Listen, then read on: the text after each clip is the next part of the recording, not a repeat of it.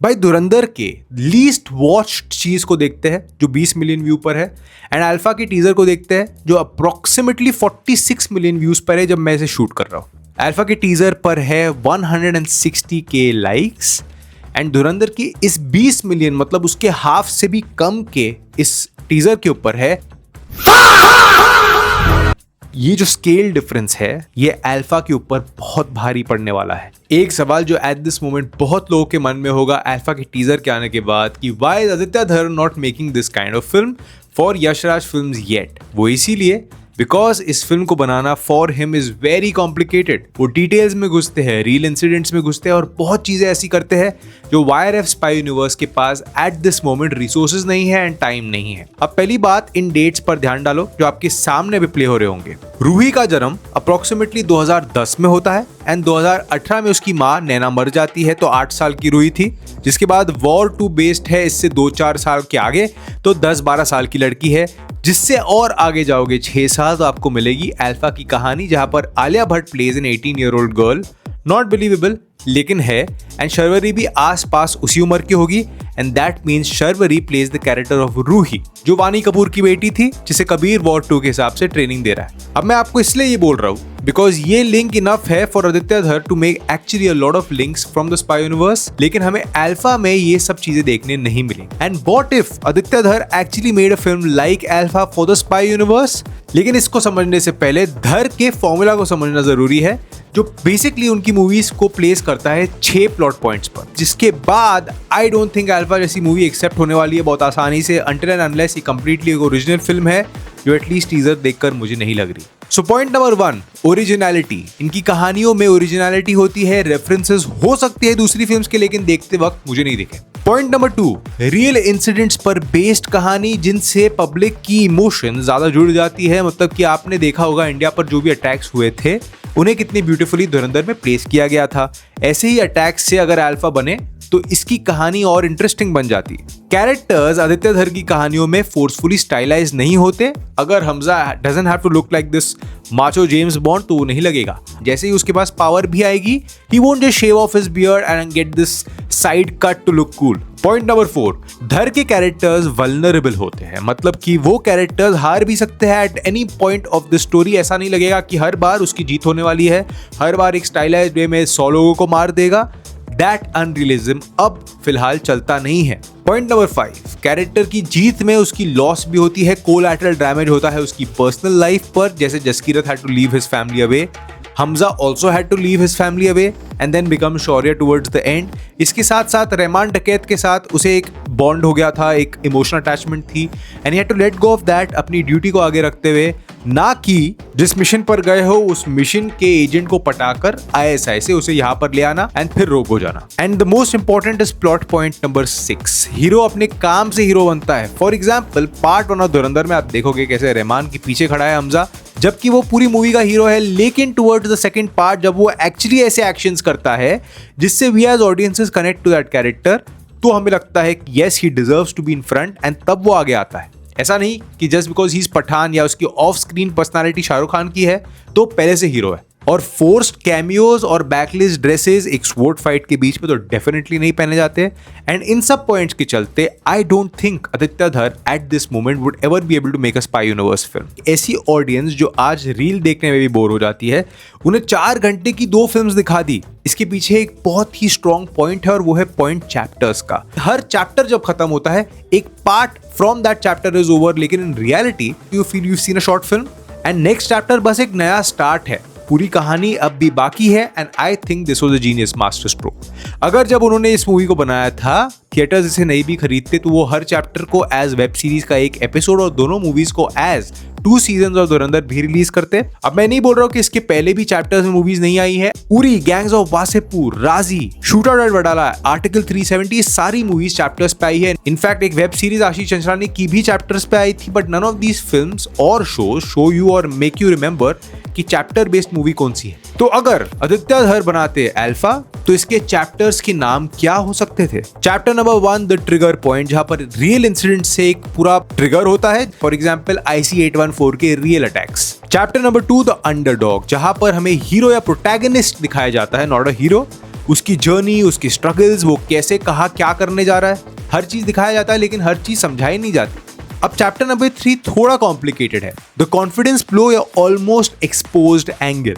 Part 1 में interval के दौरान आपको पता चलेगा कि शायद मेजर इकबाल ऑलमोस्ट हमजा को एज एक्सपोज मान लेता है, हमजा भी ये मान लेता है और इस स्ट्रेस पे कट होता है। अगर दोनों मूवीज को एज वन देखो तो इंटरवल में आपको मूवी 1 के एंड में लगेगा कि रहमान ने अब हमजा को पहचान लिया है।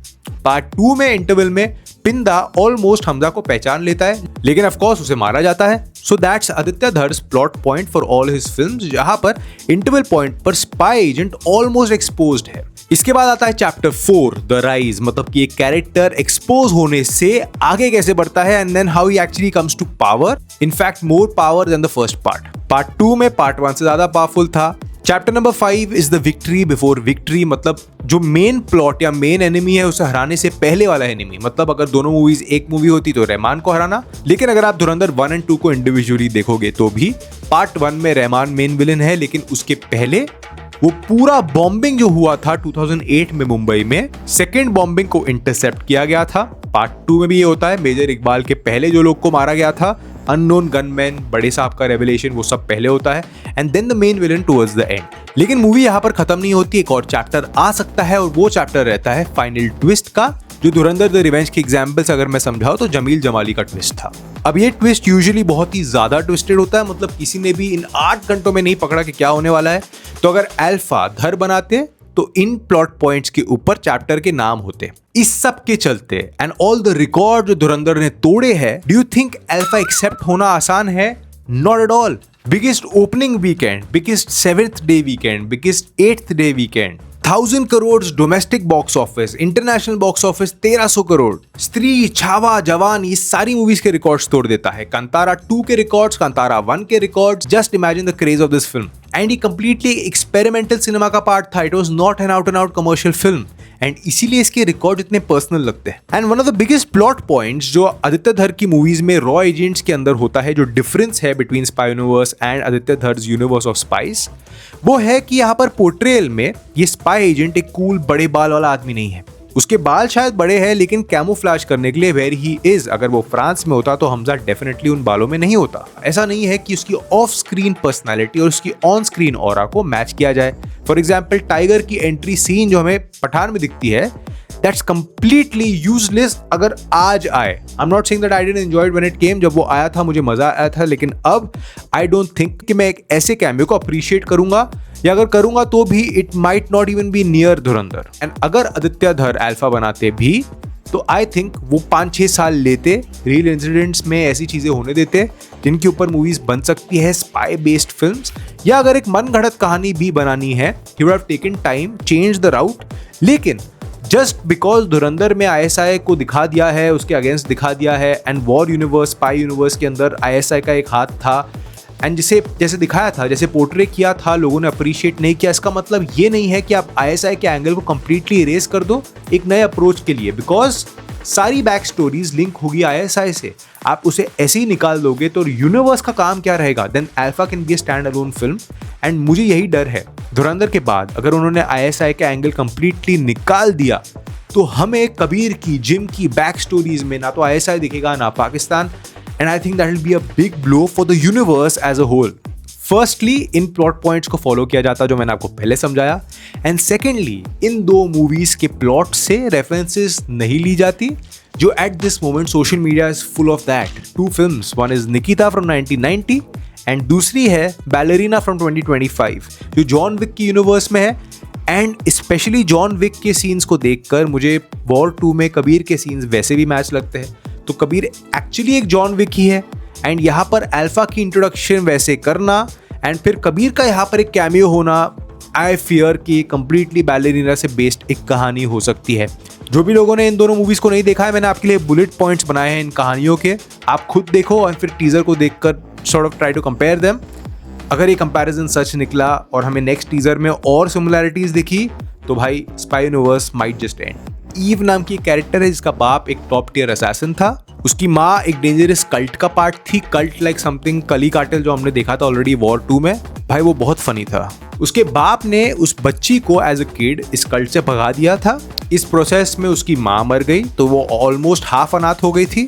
अब हावियार उसे एस्केप करा देता है, असैसिन्स के साथ ट्रेनिंग करा देता है, लेकिन हावियार इस एस्केप प्रोसेस में मर जाता है। अब यहाँ पर ईव जब ट्रेनिंग लेती है टू बिकम एन असैसिन, वो एक टॉप टियर एजेंट बन जाती है, जिसके बाद उसका एक मकसद है अपने बाप के कातिल को ढूंढना, जो इस असैसिनेशन के ग्रुप का एक पार्ट है जिसका नाम है चांसलर। अब आपको लगेगा कि शर्वरी का कैरेक्टर कहाँ फिट होगा अगर ये एक कैरेक्टर है, तो इस हंट के दौरान उसे एक लॉन्ग लॉस्ट सिस्टर मिल जाती है। अब हो सकता है एक मुंह बोली बहन हो रूही, जो इन रियलिटी वानी कपूर की बेटी का पार्ट है, जो वॉर 1 से कंटिन्यू किया जा रहा है। वॉर 2 में उसे ट्रेनिंग मिल रही थी, तो यहाँ पर उसका भी एक्शन होने वाला है। अब वो इस लिनिएज के बारे में ज्यादा जानती है and towards the end of this film कैसे सारे मकसदों को खत्म करके वो लास्ट में गायब हो जाती है, जैसे मोस्टली स्पाई यूनिवर्स में होता है। एंड जॉन विक का एक यूनिवर्स है, तो जॉन विक मेन पार्ट हो जाता है, तो यहाँ पर Kabir becomes John Wick. It's crude. और दूसरी मूवी है निकिता, जिसका इनफैक्ट ये पूरा सीन लुक्स इंस्पायर्ड। निकिता में एंगल बैक स्टोरी का थोड़ा अलग है, लेकिन बाकी points are pretty similar. Nikita के बचपन में वो एक ड्रग एडिक्ट बच्ची है, तो इस ड्रग एडिक्शन के लिए एक फार्मासिस्ट को मार देती है गलती से एंड वो जेल चले जाती है, जिसके बाद उसके जेल से एस्केप को प्लान किया जाता है एंड यहाँ से उसे फेक मौत देकर एक ट्रेनिंग प्रोग्राम में डाल दिया जाता है। धुरंधर की भी पॉइंट्स में काफी कुछ सिमिलैरिटी थी, लेकिन धुरंधर वो not restricted to only Hamza becoming an agent. Nikita training लेती है, बिकम्स एन असैसिन, एक नॉर्मल आदमी से उसे प्यार हो जाता है, अपने मिशंस कंप्लीट करती है एंड फाइनली ये भी गायब हो जाती है। मुझे लग रहा है कि इन 3 फिल्म से इंस्पिरेशन है अल्फा की एट दिस मोमेंट, एंड जो भी रीशूट्स किए हैं उन्हें किया गया होगा बिकॉज इन्होंने बैलेरीना से स्विच किया है to the format of Nikita, जो धुरंधर से क्लोज है। लेकिन प्रॉब्लम ये है, धुरंधर देखी 1000 लोगों ने एंड तो कंपैरिजंस तो ड्रॉ होंगे। इनफैक्ट आदित्य धर ये पॉइंट्स को डेफिनेटली यूज नहीं करता। पहली बात, इस मूवी का नाम Dhar plus Alia would have been something like Dhar लिया धारा 7, बिकॉज 7 का कोई लिंक था इन द टीजर। 34वां floor 3418 article 370 that sort of thing. I feel यहाँ पर कंटिन्यूएशन लिया जाता फ्रॉम द रियल अटैक्स, मतलब Alia Bhatt character is a new assassin, right? तो एक ऐसी टीम को बनाने की जरूरत है, लेकिन क्यों बनाने की जरूरत है? Not for some personal vendetta, लेकिन एक स्पाई एजेंट, रॉ एजेंट देश के लिए करता है एंड सम इवेंट और सम इंसिडेंट जो ऑलरेडी धुरंधर में हमने नहीं देखा। For example the most recent and the most dreaded 2025 Pahalgam attacks. अल्लाहु अकबर, अल्लाहु अकबर, अल्लाहु अकबर।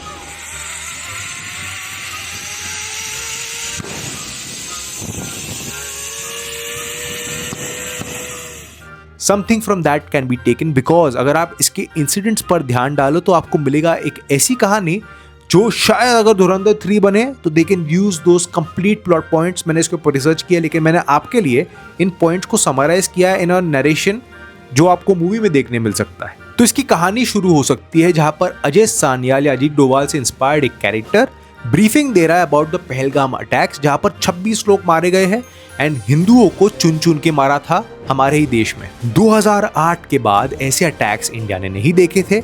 ऐसी एक ग्रेव सिचुएशन बना सकते हैं जहां से हमारा इंटरेस्ट ऑलरेडी से जुड़ जाए एंड पहला पूरा सीन जैसे IC-814 का था वैसे ही रियलिज्म में पहलगाम अटैक्स का दिखे। अटैक्स के पीछे 3 लोग थे। शेख सज्जाद गुल जो TRF के हेड थे एंड TRF से लिंक थे इस पूरी कहानी के अटैक्स। सैफुल्ला कसौरी AKA खालिद, ये LET के डेप्यूटी चीफ है। सुलेमान AKA हाशिम मूसा, इसने ग्राउंड लेवल पर अटैक प्लान या प्लांट किया था, मतलब इसने रियली जाकर लोगों को मारा था। अब इसके बाद 2 अटैक्स प्लान किए गए थे इंडिया की तरफ से, operation Sindoor and operation Mahadev.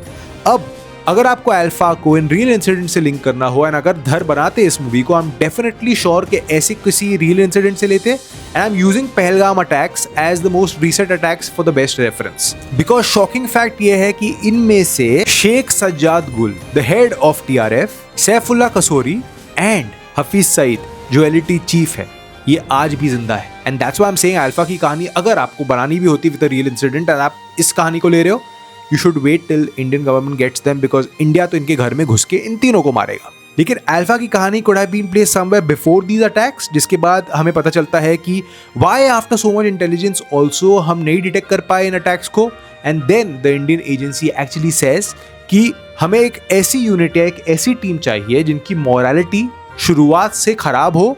मतलब हमारे इंडियन एजेंट्स की मॉरलिटी इतनी हाई है, हम हिंदुस्तानी जो भी है हम इमोशंस पर इतना हाई रन करते हैं कि there are certain wrong decision जो हम लेते हैं out of emotion and love. And ऐसी एक कैंप या ऐसे ग्रुप ट्रेन्ड असैसिन्स जो बचपन से ट्रेनिंग लेते हो, ऐसे असैसिन्स की हमें ज़रूरत है जहाँ से अल्फा ग्रुप या अल्फा टीम को बनाया जा सकता है, जहाँ पर ऐसे बच्चों को लिया जा सकता है जो मे बी अनाथ है, जिनके पास हारने के लिए कुछ नहीं है, या जो इस निकिता की कहानी में जैसे थे, ऐसे बच्चे जो रिमांड होम में है, जो 18 साल की उम्र तक रिमांड में होंगे और फिर जेल चले जाएंगे, लाइफ सेंटेंस है for death, something like that, जहां पर आप बच्चों को रिक्रूट करो लेकिन रस्तों से नहीं। एंड हमें बाप बेटी के प्यार से ज्यादा हिंदुस्तान के लिए प्यार और इन कैरेक्टर्स की मोटिवेशन हिंदुस्तान से प्यार में ज्यादा इंपॉर्टेंट लगेगी। अगर आपको इस यूनिट को एक नाम देना भी है तो you can give it something like ATPU, that sounds realistic, anti terror Pahalgam unit, something like that, you know, that gives graveness, जिसको देखकर आपको हंसी ना आए एंड यू एक्चुअली फील कि ऐसा एक अटैक हुआ है and now you want the revenge. लेकिन सिंस ये यूनिवर्स का पार्ट है, आदित्य धर would actually detail out these characters. Bobby Deol के कैरेक्टर को डेफिनेटली लिंक किया जा सकता है टू कपल ऑफ और 3 पीपल। देयर वाज खालिद्स फादर जो एक ट्रेटर थे, रॉ के अंदर डबल एजेंट थे जिनके बारे में कुछ बताया नहीं है, जिसकी वजह से कबीर लॉस्ट हिज पार्टनर, लेकिन कबीर ने उसे मार दिया था। हो सकता है उसका कोई भाई था ड्यूरिंग दैट टाइम जो बॉबी देओल का कैरेक्टर है। अब मेरे हिसाब से Kabir and Jim were not partners, वो इसीलिए है because when I studied the back story again I realised कि कबीर की कहानी में जिम मरा था उसके सामने, एंड जो कहानी में रॉ के हिसाब से जिम मरा था, दैट वाज अ कहानी जहां पर वो इन्फिल्ट्रेट करता है ONGC के पूरे ऑयल टैंकर को and then he dies there alone, तो वहां पर कबीर नहीं था।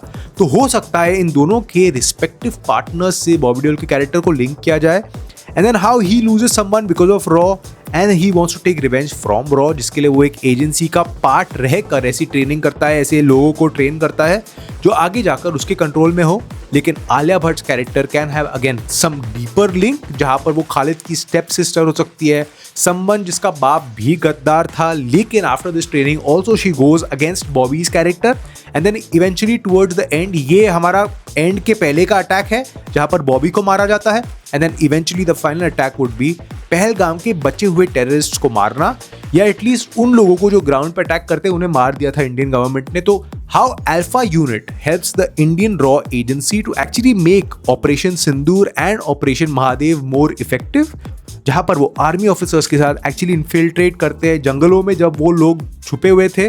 All those details are quite killing, मैंने आपके सामने भी रखे होंगे। एंड आप पठान एंड टाइगर को इवेंचुअली एट दिस पॉइंट ना तो ला सकते हो, और इसके बाद उनका कवर ब्लोन है। You can't even have Pathaan and Tiger after this in this whole story, because Pathaan ने ISI के एक एजेंट से प्यार करके भागा था एंड उसने एक ऐसे कमांडर को मारा था जिसे पाकिस्तान में सब जानते हैं। तो Pathaan can't go there any more, plus Tiger of course Zoya के साथ अगेन ISI एजेंट से प्यार कर लेता है and he run, so he is exposed completely.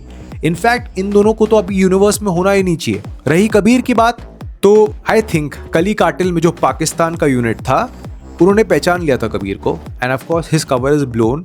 YRF ने अपने हर एजेंट का कवर ब्लो कर दिया है। एंड एक बहुत ही इंटरेस्टिंग चीज़ थी अबाउट दीज अटैकर्स, जब ये इंडियन गवर्नमेंट से फोर्सेस गई थी इन अटैकर्स को मारने के लिए, तो इन अटैकर्स ने एक्चुअली जंगल में हाइडिंग की थी। There was technology used, there was heat tracking, heat mapping, real time inter agency coordination, अलग अलग एजेंसीज काम कर रही थी। सीज फायर था लेकिन फिर अटैक हो रहा था, लोकल से पूछा जा रहा था कौन कहाँ है।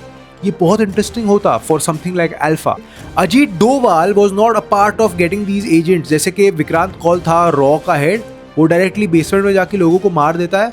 ऐसा अजीत डोभाल नहीं कर सकता है, यूनिट्स को आगे करता है। He doesn't go and start fighting against Pakistan on his own. That was completely ridiculous. So I hope कि आपको एक पर्सपेक्टिव अच्छा लगा ऑफ आदित्य धर ने किन ट्रोप्स को यूज करके धुरंधर जैसी मूवी को बनाया है, एंड किन ट्रोप्स को इनमें से यूज करके अल्फा जैसी मूवी को बनाया जा सकता था। And we would have seen something else, because अगर धुरंधर जैसी फिल्म एक बड़े स्पाई यूनिवर्स में विद प्रोडक्शन हाउस जिसके पास बजट्स अनलिमिटेड है, हमें क्या मिल सकता था वर्सेस हमें क्या मिल रहा है एटलीस्ट एट दिस पॉइंट जो मुझे लग रहा है। तो डेफिनेटली मेरे वीडियो को हाइप करना, बिकॉज हाइप करने से I am able to monetise my channel better. मुझे एडिटर लाना है, I want to get the best editor. मेरे पास इतना टाइम चला जाता है टू एडिट कि मेरे पास नए कॉन्सेप्ट सोचने का टाइम नहीं मिलता। So the more you hype my videos, the more you see my videos, the faster I get an editor and I can get better concepts in front of you guys. Thanks for watching this video till here. Subscribe to Anand Verse for more such theories, and I'm going to see you in the next one. Until then, peace out.